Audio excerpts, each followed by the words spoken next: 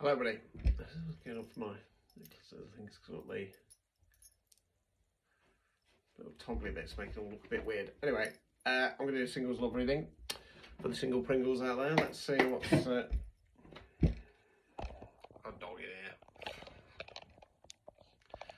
Side note, I tried Vimeo for the paid subscription channel. I signed up on the free thing. They want 60 quid a month to do live streams. Bugger that. You're going to have to stick with YT, I'm afraid, guys. Right, anyway. Right, let's see what's going on with the singles. Yeah, we're going to go walkies soon. We're going to go walkies soon. See if that comes out again as page ones.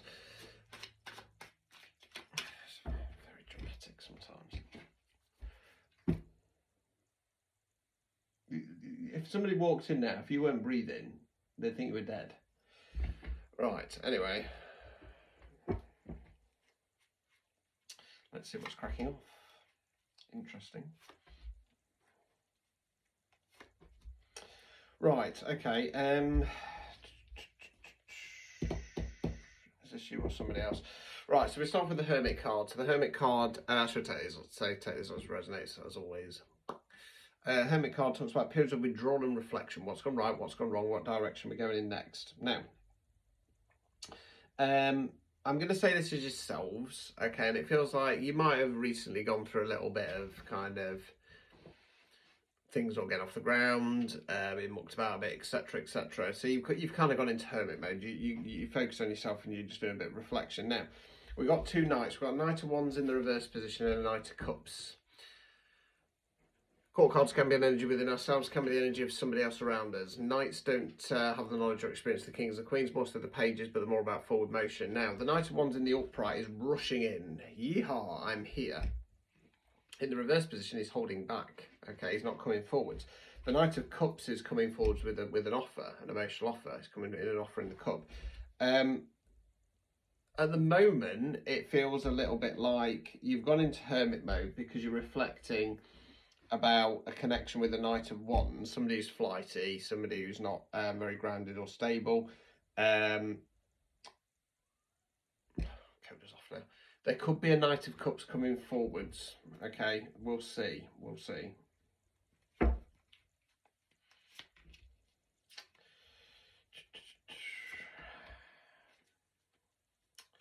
Right.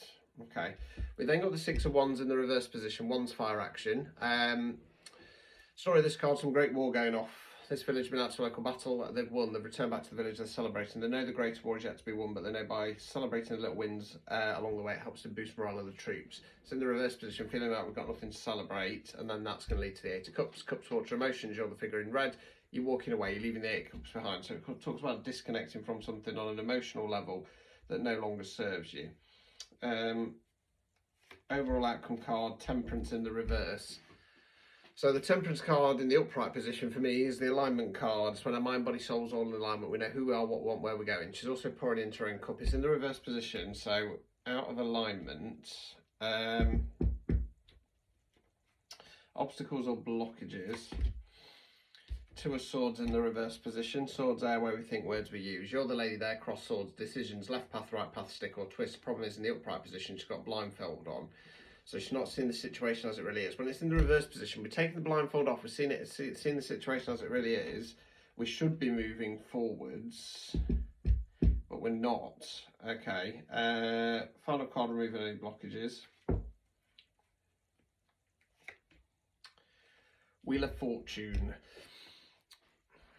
So the Wheel of Fortune for me talks about one or two things. It's either the energy around us, but this is removing any blockages. So this is talking about changing the mindset.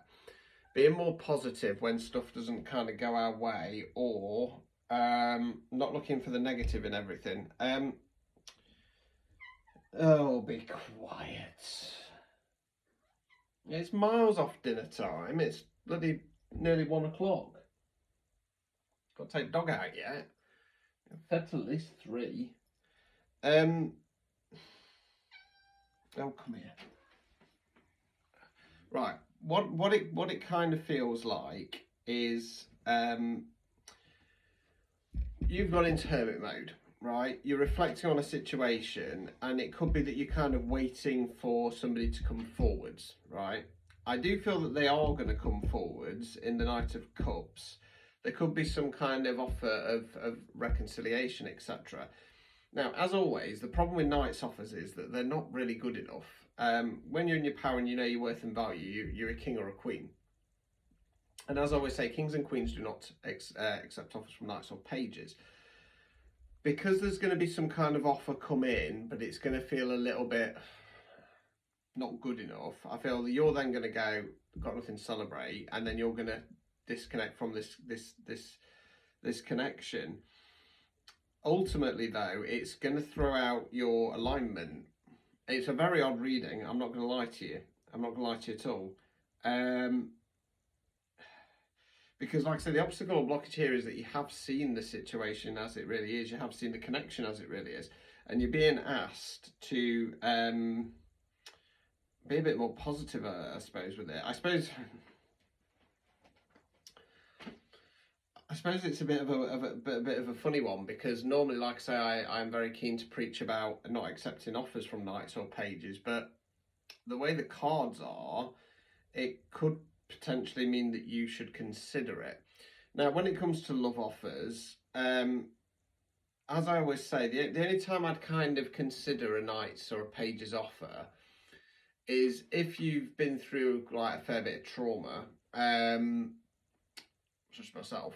You know, I'm a widower, and people know a bit about your history, know a bit about your backstory.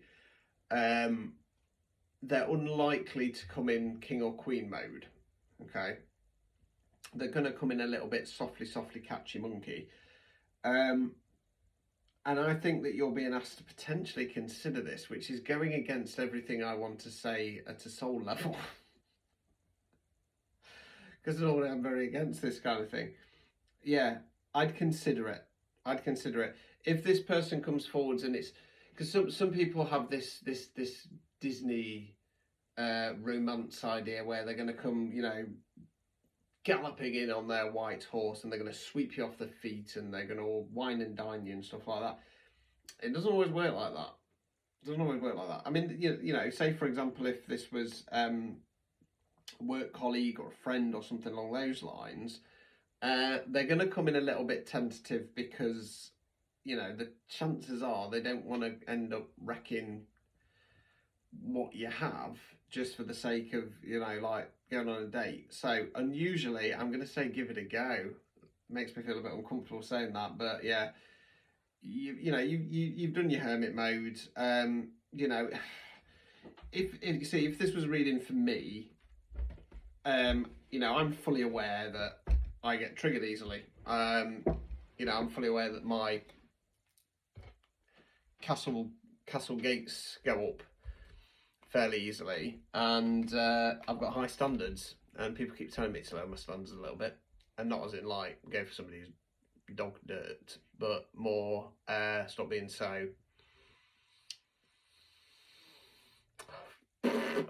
quick to how do I put it? Quick to, like I say, put the portcullis up. You know what I mean? You should have high standards, and you shouldn't kind of. But this reading's fucked me up.